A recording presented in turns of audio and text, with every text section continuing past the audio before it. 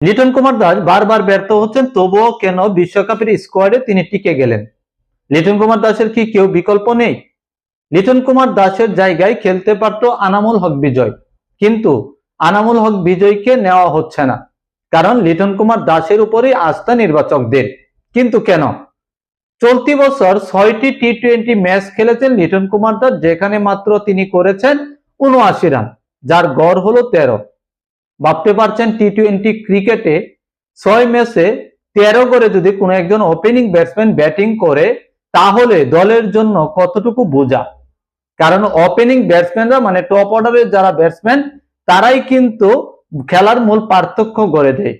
যেখানে 6 ম্যাচের মধ্যে কোনো ম্যাচে লিটন কুমার দাস ঠিক সেভাবে নিজেকে মেলে ধরতে পারেনি, 13 করে মাত্র করেছেন 79। সেই লিটন কুমার দাসই আবার বিশ্বকাপের স্কোয়াডে তার বিকল্প হিসেবে কাউকে পাওয়া যাচ্ছে না।